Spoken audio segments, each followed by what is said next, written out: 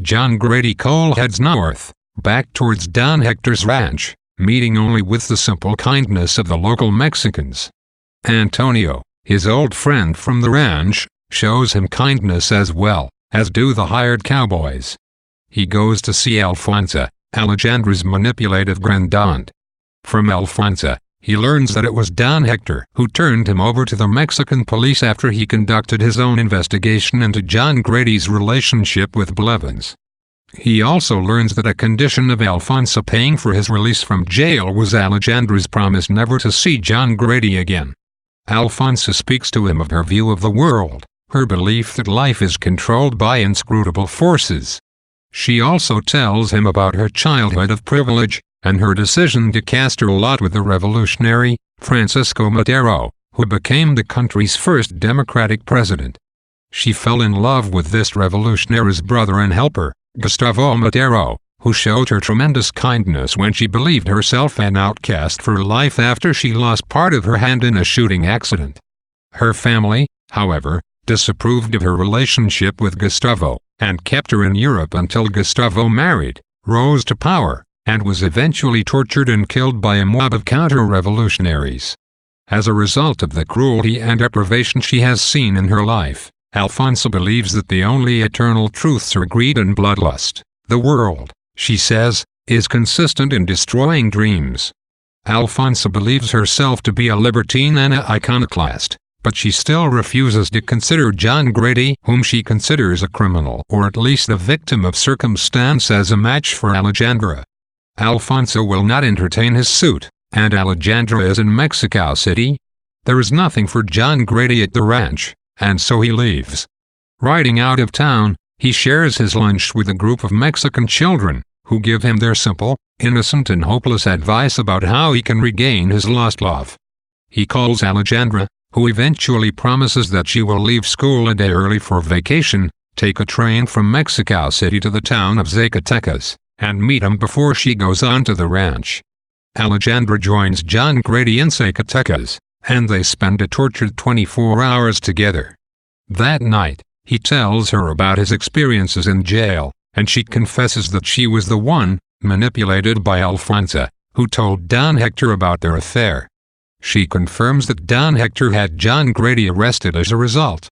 She believes her affair with John Grady has made her father stop loving her. The next day, she tells him that she cannot bring herself to go with him to America. As if in a dream, he takes her to the train and she leaves. John Grady is devastated. There is a sacramental aspect to blood in this novel. There is, of course, a sacramental aspect to blood in Christian religion. It is a substance both transformed and transforming. The wine of communion becomes either symbolically or, for Catholics, actually the blood of Jesus. In turn, this blood has the capacity to recreate an individual anew. Christians speak of being born again in the body and blood of Christ. Similarly, in all the pretty horses, blood is both sacred itself, and possesses the capacity to sanctify. We have numerous instances in which things, especially aspects of the physical landscape, are painted in red, transubstantiated into blood. And we have the fact that it is through a bloody sacrifice that John Grady reaches his maturity, when he leaves the prison and heads back to the ranch, after bleeding at the hands of the assassin. He is described as a newfound evangelical being. Whether or not John Grady is a religious man, in the sense of being a believing Christian and man of faith, is open to doubt. What seems clear is that this is a religious novel, concerned with the relationship between the human, the natural, and the supernatural. There is a great deal of talk about God in the spiritual. There's Rollins and his discussions of heaven. Seemingly incidental remarks and scenes, as when the old Mexican prays to the God by whose will, he believes, all things grow at the beginning of the chapter. And Alfonso, with her talk about God that is simultaneously devout and heretical. Alfonso refers to God as knowing everything, and yet believes that he is powerless to interfere with the passions that govern the world harshly and with inexorable force. In her world, God must prove himself, just as man must be tested, in blood.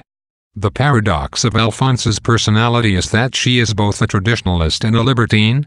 She is, one might say, a radical conservative. She believes both in an omniscient God and in forces that overwhelm him. These forces are not given the name of fate. For Alfonso, they are more powerful than fate. The world, in her view, is like a vast puppet theater, and the strings are pulled by these forces. Avarice, bloodlust, and impetuousness are embedded in human nature, and probably in the nature of things inhuman as well. Individual human agency, the capacity of men and women to influence their own lives and realize their dreams, is impossible in the face of these forces, which are simultaneously impersonal and deeply embedded in the human personality. It is human folly and stubbornness to persist with the kind of romantic dreams that motivate John Grady Cole. Life and death act against them. Between the wish and the thing goes the me-lifeless aphorism, the world lies waiting. This sentiment is reminiscent of, and perhaps cannot help but have been influenced by, Lieutenant Frederick Henry's famous realization at the end of Ernest Hemingway's great novel A Farewell to Arms: the world breaks everyone. It kills the very good, and the very gentle, and the very brave impartially. If you are none of those, you can be sure that it will kill you too, but there will be no special hurry.